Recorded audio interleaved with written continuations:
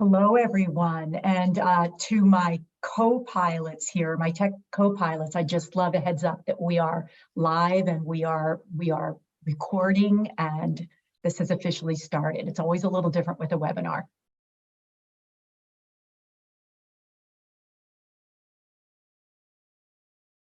And so Naz, can you give me a yes? You can do that totally verbally. Come off mute and just say a yes. All's good. Yes, we've got a couple of people jumping in, so I think let's maybe give it a couple of seconds. Okay, why don't you go ahead and let me know when you feel like we have enough people. Welcome, everyone. For those of you who are patiently waiting, I think we can get started, Trish. Okay, fabulous, fabulous. Welcome, everyone, and it is my pleasure to kick this off, and for right now, turn it right over to Jody Cross, who's the Interim Executive Director at the Women's Edge. Thank you very much, Trish. Good afternoon, everyone. We're so excited to learn a little bit about our second annual Leadership Impact Study today. The report will outline comparisons between last year's study, review some metrics that we have picked up to see what progress we're making, spotlight some equity issues and relevant trends, and then detail a roadmap for success. So we'll have an hour of packed information. It should be really interesting. Thank you all for joining us. Thank you to our partners, Florida Blue, Guidewell, Kaufman Rosen, and our speakers today as well, Amy Ruth, Lisa Ruiz, and Heather Siskin from Jack and Jill. So this is, I just wanted to also mention, if you have not registered for our May 4th Top 100 Women-Led Business event, registration is still open. So that's a very exciting research piece that we did as well. So hopefully you can join us for that. And the link is on our website. It's my pleasure to introduce Trish Foster today, who will take us through the report results.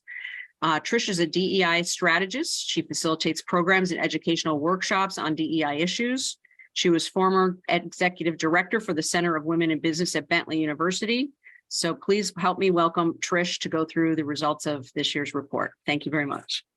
Jody, thank you. Okay, everybody, I promise you that this is going to be a really quick run through, because what's important is getting to the conversation, the panelists, and letting you bring your questions to the table, which I'm going to invite you to do. I know you're all experts at this by now via the Q&A that is right here that you can easily access. And we will do our best to moderate that and pull your questions in throughout the panel discussion. So first, let me just talk a little bit about the study. And there's a link, by the way, for you to easily access it that we will share with you at the end of this event, because this is the unveiling, the official unveiling of the report in Florida. So what's the goal of this research? It's to catalyze progress in women's leadership. That includes advancement of marginalized and underrepresented women. We examine the development, the training, the benefits, and all the other supports that help overcome barriers to progress for women's advancement. This year's survey, which is really 2022, then the report comes out in 23. 2022 survey marked the second year of research in Florida, and the report itself is basically divided into two easy to access sections, which is the key findings and trends and the roadmap for success. So the key takeaways, really high level, were that participants' commitment to goals and metrics stayed about the same from 21 to 22. We'll talk more about that in a bit. More employers, slightly more, said that increased rates of women at every stage of our organization is an indicator of success. That was a positive trend. Progress on other indicators did stall. That was frustrating. The commitment to mentorship and sponsorship continues to accelerate and be really robust. So we're going to spend a lot of time on that, because even if you're already doing it, it's a chance to double down. It's a chance to examine how you're doing it, because it's such an important strategy. Employers are affirming intersecting identities and trends for people. So the multiple identities that influence women and their experiences and their ability to advance. And that came through beautifully in open-ended responses. And I would say the same about participants leveraging report recommendations. A lot came through in open-ended responses on that. Okay, and then in terms of this roadmap for success, so the strategies that you can use to bring women's advancement and overall diversity and inclusion into your organization in a better way. These are the high level what we include in that roadmap that I really hope you'll take a look at after the event. It's increasing commitment to metrics and goals. It's getting real about what's impeding your progress, really digging in, because everybody has barriers to progress, right? Nobody's got this solved. Creating a culture of allyship, which is so important, examining your approach to mentorship and sponsorship, and nurturing women's well-being. And even though I have that last here, it is absolutely not a last. Because we know that stress levels, burnout levels are over the top, and that women have many factors that are uniquely influencing their mental health, their physical health, their well-being. And so with that, a couple of really quick slides to get a little more granular. This is a contextual slide. This is not from our research. This is from overall US data, because I think it gives us the context to say, even though we are making a lot of progress, there's a lot of work to be done. And what this shows us is that women are entering the workplace almost on par with men these days. It's at about 46%. We very quickly fall behind, okay? And we often call it the broken rung, which is that very first link to management. And once you fall behind, it is very hard to ever catch up. Now, that doesn't mean that that is your organization's stories. In fact, one panelist here will probably talk about, if we have time, the experience in her company where the pain points are more at the senior level. And that you see that sometimes. I'm giving you national data to help you. I think the takeaway we want to see is where women start and where women are still ending in that pipeline trajectory. I hope that's helpful to you, and you'll see it in the report. One of our questions that kind of indicates that this is the hard part, that we aren't really making progress, is that when we asked, does your organization have formal goals related to the development of women leaders, we saw no change in 2 years. We stayed at 39%. Here's another one that pretty much stayed at 29%, which is, does your organization have metrics to track the progress of women of color into leadership roles? How do you define the success of your leadership development programs? It was encouraging to see a slight increase in companies who said seeing increased rates of women at every stage of our organization. Think about that pipeline slide I just showed you, right? When you think about this. And here is a wonderful bright spot, which is when we asked organizations about whether they're using sponsorship. It was already robust in 2021, and look what happened. We had 100% of respondents saying that they saw this as a really important strategy. And that feeds beautifully into some other very positive information. We saw that across the board, respondents are seeing multiple strategies and initiatives as being really important to advancing women. And that ranges from bringing in subject matter experts to speak, all the way to having affinity or ERGs, okay? Training, listening tours among senior management. I just loved some of what we saw in here. And again, you'll see this all in the report. I promised you it would be fast, because it's more important for us here today to have a discussion than it is to read back to you what you can look at yourselves in the report. And so with that, I am so honored and happy to be spending the remainder of our time with panelists. And these folks are huge supporters of this research and have phenomenal expertise. I think you're going to love hearing from them. And what I'm going to do, we are informal here today. You might see us drinking our coffee or our tea. We're going to have a talk, and I'm going to first invite each of you to very briefly introduce yourselves, and then we'll dig right in. And how about if we, to make it easy on you, go in the order in which you appear on the slide. So Lisa, you're up. Got it. Thank you so much, Trish. So happy to be here today to talk about this important topic. So I am Lisa Ruiz, the Director of Content Marketing at Kaufman Ross, and I'm also a member of our DEI Council. And I have to mention, since this is the Women's Edge, that I'm a proud Strategies for Success graduate from back in 2016. So happy to be here today. Thank you. Thanks, Lisa. Good morning. Good morning, it's still. I'm Amy Ruth. I am the Chief Human Resource Officer at Guidewell and Florida Blue, and love any conversation that talks about ways we can make women better equipped to be successful in their careers.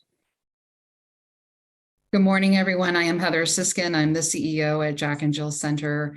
Huge fan of the Women's Edge. I am in a forum and I also run a forum. So I'd encourage you to also get involved that way. Thank you, Trish. Oh, fantastic. And of course, I'm taking the slides down now. I just wanted to leave that slide up while you all introduced yourselves, because I think it's wonderful for our attendees to be able to really know what organization you represent. And so let's go ahead and dig in. Shout out to attendees. Don't be shy about putting any questions you have in the chat. This is a wonderful opportunity to have these experts with incredible experience from varied organizations here today. Okay, so the first thing I would love to dig into with you is the bright spot, actually. Let's start on kind of a high note. And I'd like to ask, Lisa, I'm going to put this first question to you and want to ask you if you are comfortable talking a little bit about mentorship and sponsorship, since we are seeing so much interest in it and we know how important it is for advancement. Absolutely. Yeah, it's so important. And I think, just to start it off, just to define what we mean by sponsorship versus mentorship, right? Because a lot of times there's confusion about that. And when we say mentorship, I think most people are very familiar with mentorship. You think of the person you go to, you can talk to about your career, who can give you that advice and that guidance, and that is very common, but it's not enough. Women need more.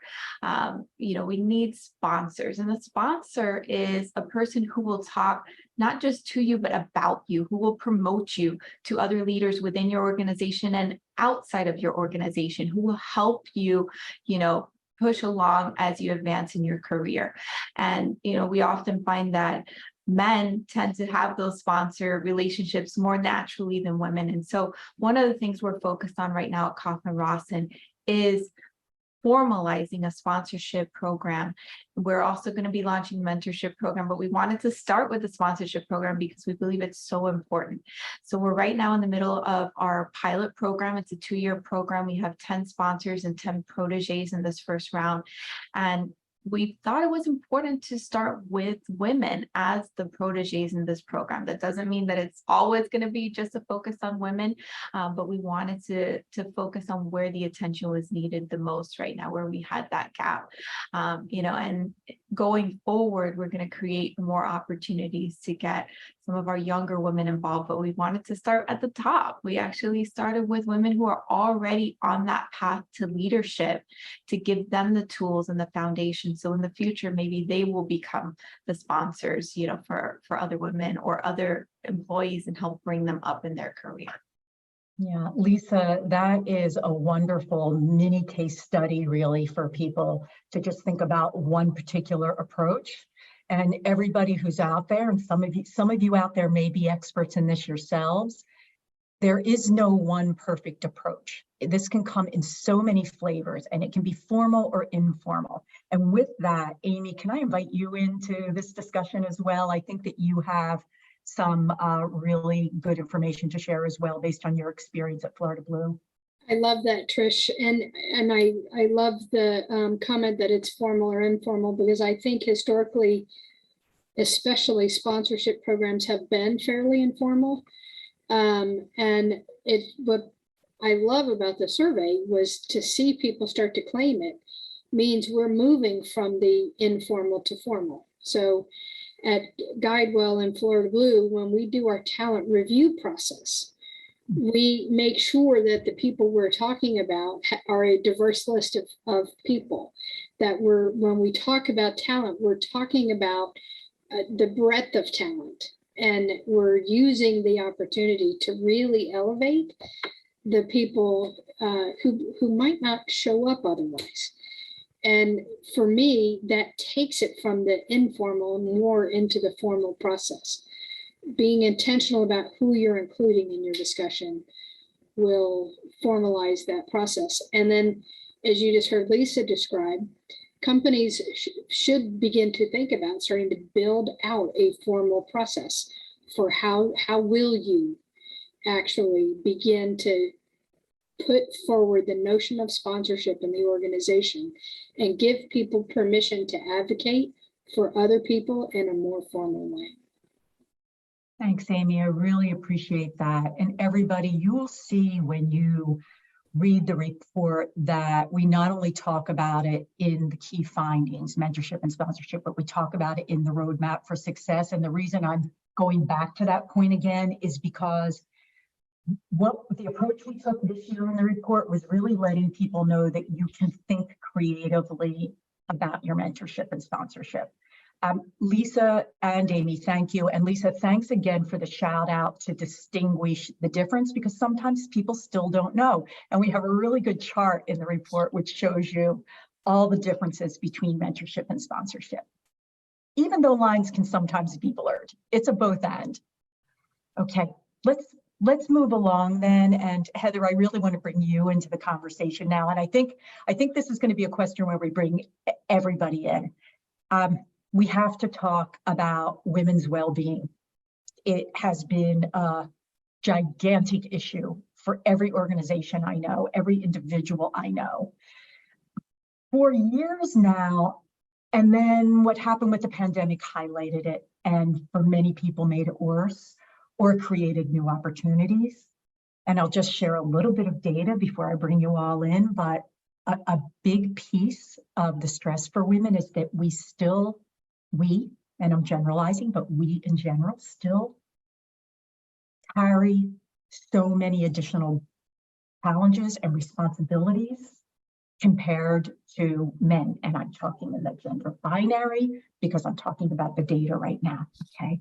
But globally, men's share of time spent in unpaid work as a proportion of their total work is 19%. Women's is 55%. In the US, women, and this includes women working outside the home, put in about 37% more time on housework and caregiving than men. Okay, and what we know is we have seen stress levels and burnout levels skyrocket in the past couple of years. There's lots of data on that. And so with that, I would just very much love to hear any of your personal experiences, your organizational experiences. This is a pretty wide open discussion. Heather, would you like to kick us off? Sure. So I definitely have a personal story, and I'm going to have to share that data with my husband. So thank you, Trish. During COVID was very stressful for all of us. We know that, but mine seemed multiplied at the time, and it really led to me feeling very burnt out. So during that time, right before COVID, I had just had a baby. My husband had cancer. I was, I'm leading a nonprofit. I was also the president of a statewide membership organization. And when I can tell, it was difficult. It was very difficult. And here I was taking care of all of my employees here at the nonprofit, all of my families and children that I care for. And it was a lot. And those who know me closely know that this was a very challenging time in my life. So I had to really regroup at that moment and really get centered again and think about, well, what am I really going to be doing, knowing that these are my circumstances? So I decided to really look into my goals at that time. I became a life coach and executive coach. I got yoga teacher training. I did anything that I could to feed my own well-being. And that really moved into my organization quite strongly. So we have signs up all over talking about You Matter. We're really focused in on the individual here at Jack and Jill and making sure that they have what they need in order to care for themselves and their families. So that experience for me, and then really getting myself centered and then bringing that out into my organization has led to a greater experience of well-being for me. And I can successfully say that I am no longer in a burnout situation. Thank you. Stories really help us learn, and we don't always have time on these panels to share a story. And yours is so relevant to this discussion that we really appreciate that, Heather. Sure. And congratulations, by the way. Oh, thank you. Lisa, can we ask you to weigh in? Absolutely. I think of all the research you mentioned, Trish, is just so relevant. And, we've seen it inside our organization. We've seen it with our friends and family members as well. And, as you mentioned, the extra burdens of caregiving tend to fall on the women. We're all aware of that. And another thing that happened during the pandemic is this move to remote and then hybrid work for a lot of our folks.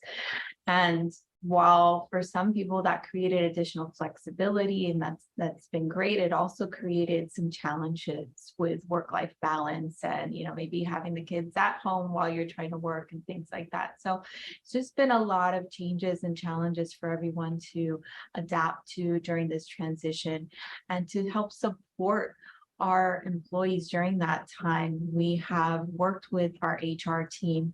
We've worked with our employee resource groups and other, DEI personnel to put together some resources. So we have wellness resources that are available for all of our employees throughout the year. We've done, virtual yoga training and meditations and, sharing videos and articles and different resources. And also our newest employee resource group just launched a couple months ago. It's called Thrive.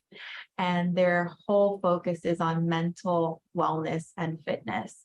So they're actually this month going to be hosting a session for caregivers to just talk about, how do you balance that and share some tips and resources and just create that support space for employees to have those conversations.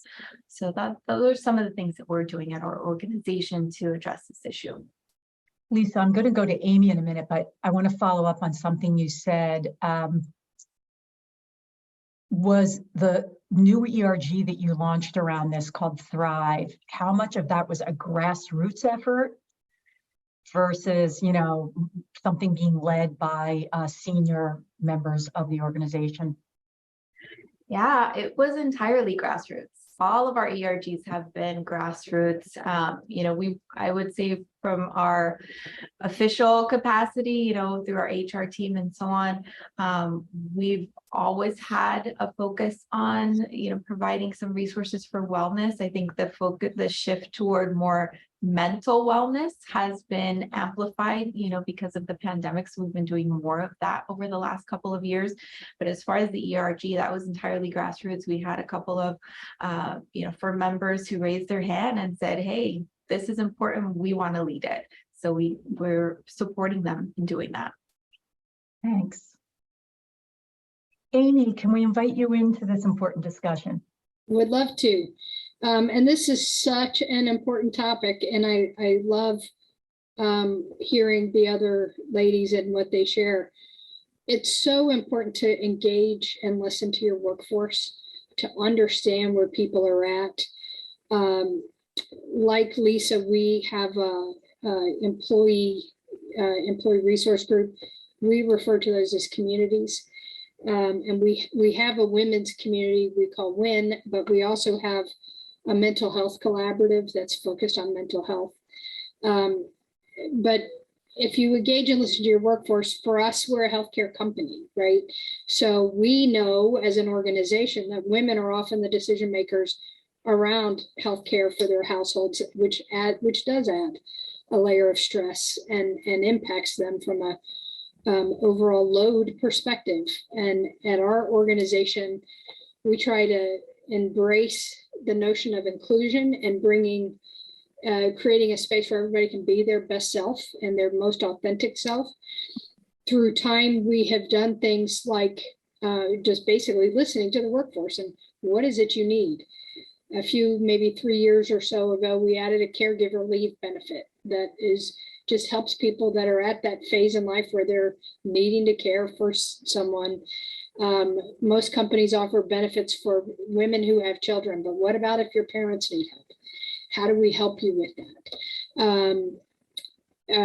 We have a personalized stress management app we use for our workforce called Mequilibrium. It's free, and you can go out and download it, and it just helps you manage that. And there's Also, we have access to a free 24/7 hotline to be able to speak to a counselor if you find yourself sort of nearing the end of what stress you can handle on a day-to-day basis. So we try to listen to our workforce. We try to just engage. Last year, we got a lot of comments from employees saying that there was a lot going on. We had done a significant acquisition last year, and people were expressing needs for help. And, big companies like mine can maybe afford to do things differently than others. But one thing we did do in fourth quarter is we just gave everybody a free day off to schedule as they needed. It doesn't cost a company anything because you're not closing the company for the day. You're just allowing everybody to take a free day off to just get some downtime. It wasn't, maybe for you, it was time to go take a walk on the beach. Maybe for someone else, it was a chance to get a project off the list that's been adding pressure. But it became just a freedom day for people to manage things. It was a one-time special event. It's not like we added something to our schedule, but we try to meet people where they're at and listen to find solutions where we can that might help people cope. Because we learned during the pandemic, the solutions aren't one size fits all either. The challenges everyone faces tend to be unique, and we want to be able to meet you where you're at. Well, everybody, I just love what you have shared on this topic. It brought to mind something that I experienced with one of my own clients, which is they're an accounting firm, and they, again, are seeing all of this burnout and stress. But what the leaders were also hearing, the lead partners, is that some of what was being recommended to do, employees were fearful to do. Like, can I really do this? Is it really okay? And when the partners heard that, they said, well, we clearly need to model it. And so, for instance, one of the things that they had instituted was, I can't remember all the details, but it was something like quiet time for a certain period every day to go out and walk. They happen to have a nice campus where they're situated. And so now the partners of the firm make sure they do it and that the employees see them taking that walk during that specified time every day. And they said that's really made a difference. And by the way, even though that sounds like a simple story, anybody who reads the data and research knows that this is highly effective, is the employees seeing the leaders, whether it's using a benefit or walking the talk in any way, makes a profound difference, because what you're then doing is making it part of your culture, right? You're saying, this is not only okay, but this is part of our culture. This is how we do things. Even something, Trish, as you're describing that, we're not great at it. We fall back, but we try to schedule meetings instead of scheduling them for an hour. Try to get it done in 45 minutes. Give people even a 10-minute break in between meetings. Right. In a virtual world, when it's back-to-back Zoom, it's really hard to navigate. And so it's even that intentionality about something so simple that anyone can do. People feel a huge sense of relief over just the 10 minutes as a help. Exactly. That modeling behavior is so important. And even just to add on to Amy with another example, when you're on vacation, be on vacation. It's really important for your team to feel like they can actually take that time. But if they see that every time you take, time off, you're constantly sending emails, then they're going to feel like, they may need to do that as well. So just little things to be mindful of as leaders in the organization. It's really important to remember that your behavior is being seen by your whole team. So. Thank you. Trish, I'll also add one thing too. It's just thinking about how do you want to show up in your interactions. Just something very, very simple. Everyone is feeling something. Everybody's going through something. So really starting with compassion with that person that you're working with. And are you showing up in this interaction with love and kindness? And those are just some things to think about that can really drill down to just the simple people interacting with each other on a day-to-day basis, which can lead to employee wellness and connection. And again, Heather, you're not just sharing a story, you're not just sharing an anecdote, that's in the research and data, right? That says sending out a silent good intention before each and every interaction you have with someone literally does make a difference. So this is fantastic. Something that's come up in the last few minutes while you all have been talking, I think, is the fact that some of us have maybe more resources or fewer resources, depending on our organization, depending on whether we're large or small, depending whether we're for-profit or nonprofit. So that might be a really nice segue into asking, and Heather, you know I'm going to put the spotlight on you because you run a nonprofit, on maybe just talking about whether you have any unique perspective on anything that comes up for you around diversity and inclusion and women's advancement that you think might be a little bit unique to you as a nonprofit or as a smaller organization. Yeah, I mean, we serve people of color here in this organization, and we hire people of color here in this organization. So really just making an effort to really open it up to all and make sure that we're looking at all of that. I would say within our organization, the feedback that I've heard from my employees is that they feel that they belong and they feel that they're included. We also have DEI training that's provided through Broward County, and I ask them if they'd like to go, and I offer that to them, and then we have those conversations internally as well. So really just taking a look at everything that we do. We're also hiring, she'll be starting soon, a director of people and culture to really help us advance that as well within our organization. So we're always trying to stay very mindful of these issues as we move forward with our organization. Another example is that we also ask our clients what would they like from us instead of just coming up with programming for them. We want to really make sure that we're meeting their needs as well. That's fantastic. Thank you. Does anybody else want to weigh in on that? Differences between small and large, for-profit, nonprofit, unique challenges around any of that? I would just say, as we have evolved our reward strategy, our listening strategy as an organization, the biggest change we've made in the last 3 or 4 years is that the solutions don't have to meet everybody's need. It's not one size fits all. We try to find an array of solutions that meet different people's needs. And people find the more you can do that, the more I can personalize it for what I need, the more I'm likely to use and get some value from the benefit. Thank you. I really appreciate that, Amy. I want to pause and let the folks who are watching this know that you can use the Q&A not just to ask a question, but if you want to add anything to this conversation, if you have your own story or your own examples that come to mind as our panelists are talking, feel free to do that. We would love that. Lisa, I'd love to have you start off this next conversation, if I can put you in the spotlight for a moment. And it's to go back to that data I shared at the front end when I was showing the slides on the reality of women's trajectory in the pipeline to advancement. And that despite progress, women still really fall off, and we still represent, we're still really underrepresented in the C-suite. Could you get us started maybe with a discussion around that, your own experience, your own viewpoints? We would love it. Absolutely. So Kaufman Rawson is in the accounting industry, right? And it's definitely an industry that has long had challenges with not seeing the same level of equity for women in the profession, and just lower rates of women in the profession overall, as well as lower rates of minorities.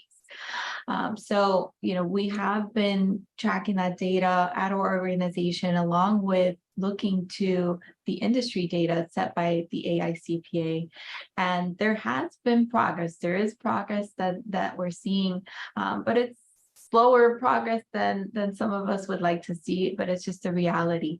And facing this challenge, that's one of the reasons why we really doubled down on investing in our DEI strategy. And we've engaged an outside DEI consultant to help us formalize our program, create the structure of a council and committees and ERGs, create the sponsorship program. A mentorship program, as I mentioned earlier, is coming next, because we have seen that although we do have, similar to some of the study data that you showed earlier, Trish, although we do have a lot of equity in terms of the numbers at the earlier stages of the career and even up to the manager level, once we start getting beyond that, once we start getting into senior managers, directors, partners, the drop off becomes more evident. So we do see a need there. We do see a gap that we are actively trying to address by making sure that women and minorities have access to these resources for career advancement, that they need to succeed. Thanks, Lisa. I appreciate that. Does anybody else want to weigh in on that question? I'll add in that, we have a pretty robust workforce analytics capability. So we're able to really look deeply at our organization and see where we have opportunity or perhaps underutilization. We, of course, do an annual EEO report as well. But we really look at our workforce and analyze where we have opportunity and then make sure we build around it strategies to try to help address that. So a big part of that is helping the organization.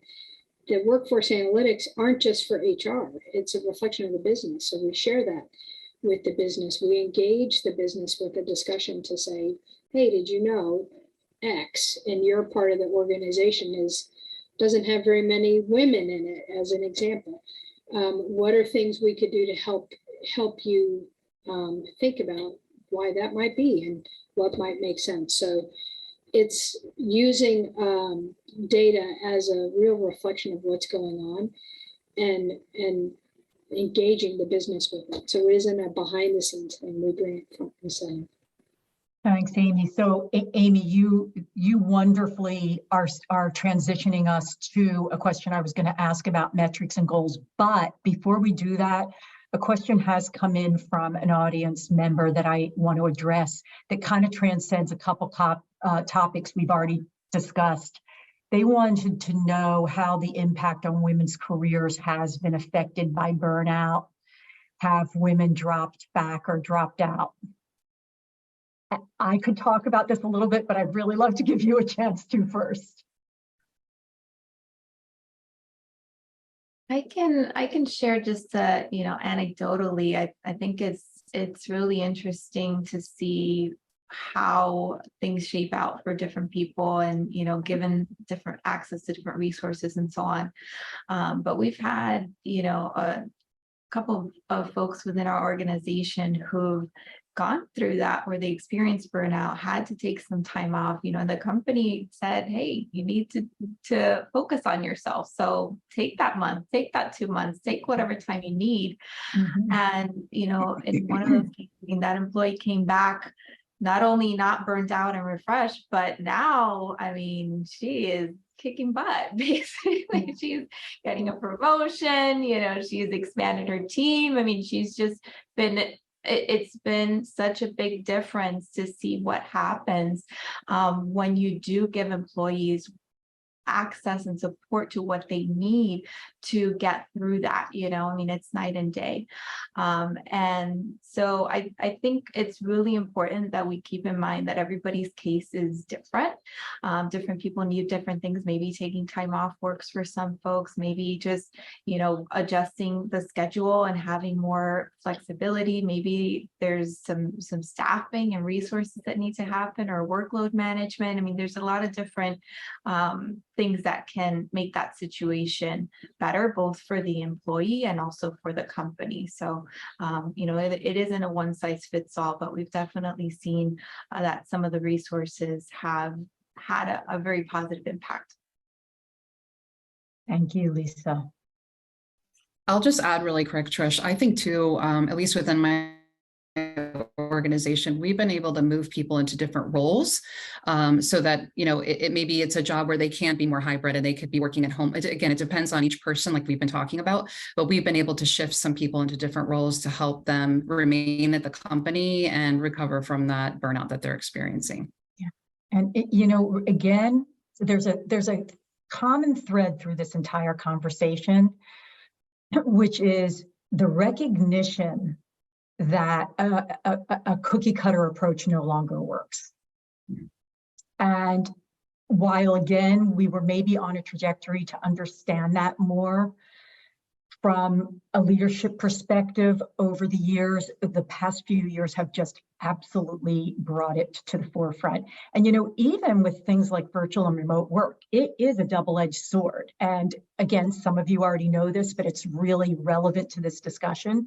So for underrepresented folks and women on many levels, hybrid and remote work has been a gift. However, if there is not an opportunity to connect authentically with your team, you're facing a different set of problems. Yes, so all of a sudden now you have more flexibility, you don't have to commute, but you are becoming less engaged, you are becoming less seen. And if you are underrepresented, being less visible is a very big deal. People who make it to the top will tell you that visibility was a big piece of it. So that's something we also have to be mindful as we introduce something that is good, watching out for the potential downsides to it, right? And so again, all of you are probably seeing it. Go ahead. I love that you just teed that up, and wish I thought to say it earlier when we were talking about mentorship and sponsorship, because in a hybrid world, the data is starting to show that that is having a negative effect on people's career in a way most companies, mine included, do not want to see happen.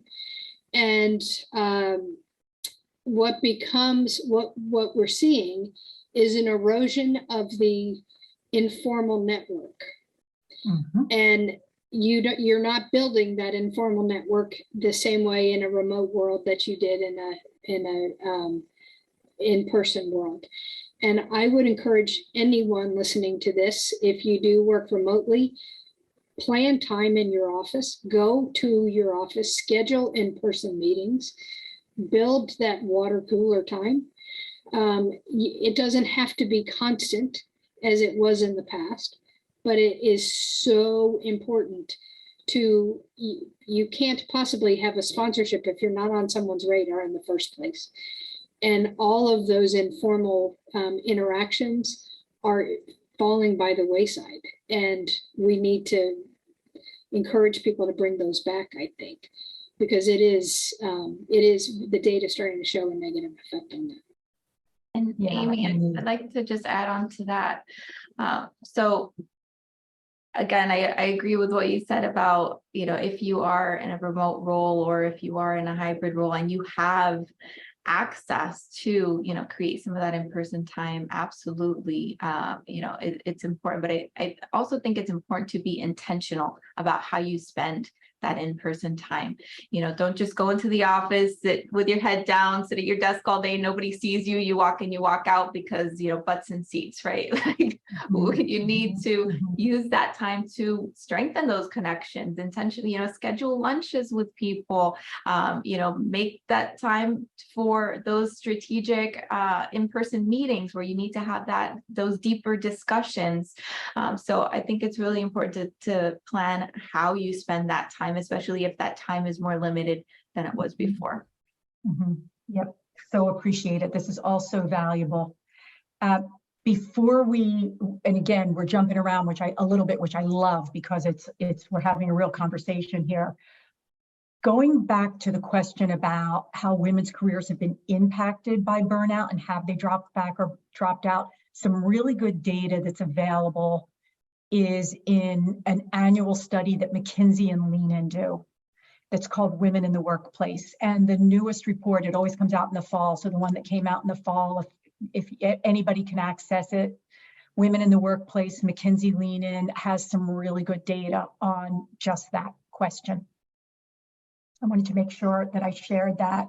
I also wanted to reflect back on what one of you said, which was that this, Amy, it was you, the stress that is coming with disconnects for people from their teams and not seeing people reminded me of research I actually read. And again, this is social science research. We see a lot out there. Sometimes we see conflicting data. I know that. But one piece of research I checked out in the past few months actually said that there is indication that the profound stress we're seeing isn't always stress. Some of it's loneliness that's resulting from remote work. Loneliness is a big deal. So, and it's okay to admit it. I've definitely dealt with it since I work remotely now. I'm a real extrovert. I need that connection. And with that, I want to go to another question that has come up from the audience. Thank you. This individual says that they work in a male-dominated industry with very lucrative and career-advancing opportunities. And this person is always looking for women. Any advice on how to create a supply of more diverse candidates? Any resources you would recommend? And if anybody needs me to read that again, I will. So off the top of my head, I would say two things. One, I would look within your organization and see where there's more junior talent you can develop and you can put on an intentional path. It depends on the size of your organization, obviously, but if there is talent you can develop and grow based on what the industry is. As you heard Lisa say, there's certain industries have historically more men than others. But I would look within first, and then second, one of the things we do when it's a hard to fill skill is partner with your local university, whatever's closest to your home, and build a strategic relationship with them. Let them know what your concerns are and partner with them on how you might fill that gap, because you could influence the way they're teaching a course, teaching a program, the way they're channeling internships to your organization. That those are tremendous talent pipelines. And depending on your industry and the type of talent you're needing, don't look past your local high school either, because depending on what kind of skill you're looking for, you may be able to grab it even coming right out of high school. Thank you, Amy. We got another question and I want to try to squeeze it in quickly. It is a question about how one finds a sponsor. This is almost always asked. It's a great question. Ask. Find somebody that you admire, somebody that has achieved what it is in the way that you think is a positive reflection of what you're aspiring to do, and ask for their feedback and sponsorship. And I'm going to add, be prepared for the fact that they might not be able to say yes, because sponsorship is a big commitment. That's different than a mentor. Know that sometimes you can ask somebody to be a mentor, and depending on their role, they grow into a sponsor. And you see some of that in our report this year. That's part of, like, sometimes it's a continuum depending on who that mentor is. Know that if a person says no, you accept it graciously, but you can also ask why. And you might find out it's that they say, you know, I might be able to do this for you in a year or 6 months, but now's not the time. So fantastic answer. I know it's a short one. Just so you know, I answered this person privately too, and said they could contact me on LinkedIn, because I have I've done a lot of research on mentorship and sponsorship. I can send you a slew of stuff. We are really winding down, and I need to give Jody a chance to close this out. So panelists, you have been amazing. I cannot thank you enough. You are just rich in your wisdom and experience. And Jody, I will try to share the screen again while you start to wrap us up. Awesome. Thank you so much, everyone. That was great. We do have the full report available on our website, and there's going to be a QR code that you'll see here. A special thanks again to our sponsors, Florida Blue and Kaufman Rosen, for really, supporting this type of research and underwriting this whole process and survey. So we thank you so much for that. And I think everybody was great. And we had some great questions, as well as our partner organizations. Yes, everybody that got it out to all the people, the chambers across the state. So we really appreciate that. We could not accomplish the results in the survey without everyone's support on this. So thank you, and be on the lookout then for the QR code, which is right there. And you can download the report yourself, and it's also going to be available on our website. So hopefully we'll see you all May 4th at the Top 100 Women's event, and we look forward to that. And again, thank you so much for doing this, all the panelists, and a special thanks to Trish for compiling all the information and writing the report. Yay, thank you.